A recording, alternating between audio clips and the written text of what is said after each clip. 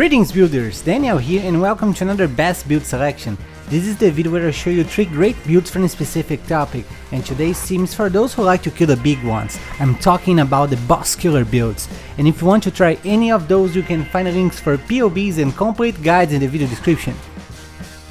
Let's start this video with this melee build that can kill big bosses with low investment, the Frostblades Trickster with the Shadow class.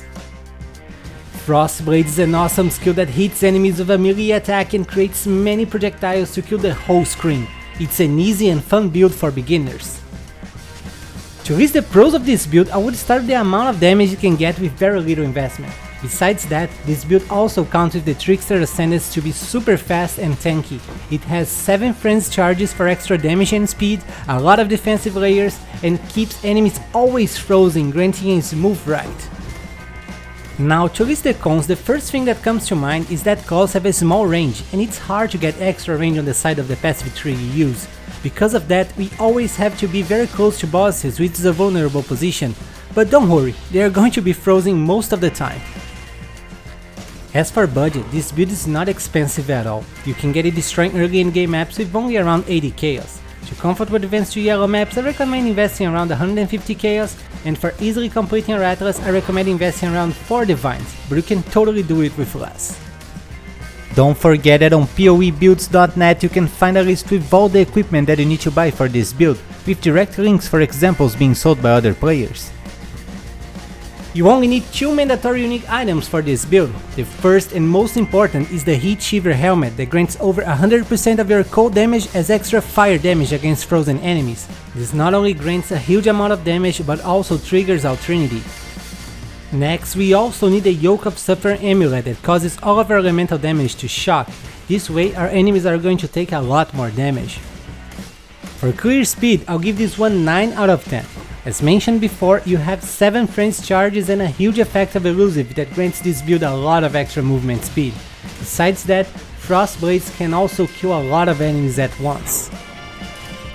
The boss damage is also amazing and deserves 10 out of 10. With very little investment, you are going to turn bosses into popsicles and kill them in less than a second. It's just incredible. For the survivability, I'll also give it 9 out of 10. This build has over 100,000 effective HP because of high armor, evasion, spell suppression, fortify, and even a trickster buff that causes you to take 40% less damage. Above all of that, your enemies are going to be always frozen, so it will be hard for you to die. Next, we have this OP build that is the master of the shotgun effect, the Venom Gyre Deadeye with the Ranger class. Venom Gyre is a very interesting skill which fires a projectile that hits enemies and returns to you, piercing and dealing damage to everything on its path. When the projectile successfully returns to you, you can keep and stack them up to 30 times, and they will all be released at once when you use the Whirling Blades movement skill. To list the pros of this build, I wouldn't even know where to start. It comes with an amazing clear speed, boss damage and a big effective HP. Above all, it's cheap and easy to put together. It doesn't require any mandatory unique item. Now, to list the cons is the real challenge here. It's hard to find something not to like on this build. However, I would say that as most builds, this one is also vulnerable to chaos damage, unless of course you invest on chaos resistance gear. As for budget, this build is cheap. You can get it destroying early endgame maps with only around 90 chaos. To comfortably advance to yellow maps, you need to invest around 120 chaos, and for easily completing your atlas, I recommend investing around 4 divines.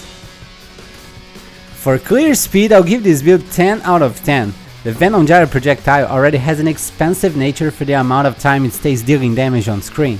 Now, with a Deadeye that grants a lot of speed and many buffs to projectiles, the result is what you're seeing on this tier 16 gameplay. The boss damage is also a 10 out of 10. You can use Venom Gyre to instantly have 50 stacked projectiles and delete bosses with an amazing shotgun effect using Whirling Blades on them. It's just unreal, and I can't believe it wasn't nerfed again. For the survivability, I'll give it 9 out of 10. This build counts with over 80,000 effective HP because of high armor, high evasion, spell suppression and block chance. Finally, we have the strongest Val skill for bosses, the Val Ice Shot Deadeye with the Ranger class. Ice Shot is an awesome archer skill that freezes the whole screen of enemies, granting many explosions. Just as I did with the Lightning Arrow and the Tornado Shot build, the complete guide of this one will also count with 2 versions of this build, a budget and a complete one. Each has its own PoE and passive tree, so you can start this build even on a low budget and upgrade it later. To list the pros of this build, I would start with how strong Val Ice Shot is. When you use it on bosses, you won't even need your ballistas to obliterate them in less than a second. The clear speed is also outstanding, killing many monsters with only one shot. Now, to list the cons, I would say that this build is not very tanky. Even though you have some defensive layers, it's important to take advantage of your ranged attacks and stay far from danger. If you don't mind your position, you might die. About the budget, you can get it destroying early in-game maps with only around 80 chaos. To comfortably advance to yellow maps, I recommend investing around 150 chaos, and for easily completing your Atlas, I recommend investing around 4 divines. But if you go for the complete version, you need to invest at least 4 more divines. On the budget version, you only need one mandatory unique item for this build, the Yoke of Suffering amulet that causes all of your elemental damage to shock. This way our enemies take a lot more damage. On the complete version, on the other hand, besides the Yoke of Suffering, you also need the Lionized Fall and the Thread of Hope unique jewels. They are expensive but grant a huge boost to your damage. For clear speed, I'll give it 10 out of 10. You fire many projectiles with high attack speed, and those projectiles chain on enemies, bounce off walls and go everywhere, freezing and exploding them. It's just amazing. The boss damage is also great and deserves 10 out of 10. As I said, Val Ice Shot is probably the strongest Val skill and can destroy bosses easily.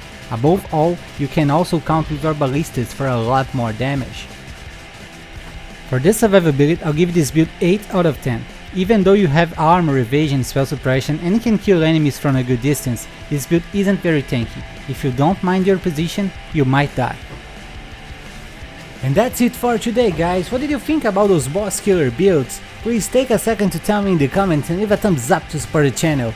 I wish you guys an amazing day, and don't forget to keep building!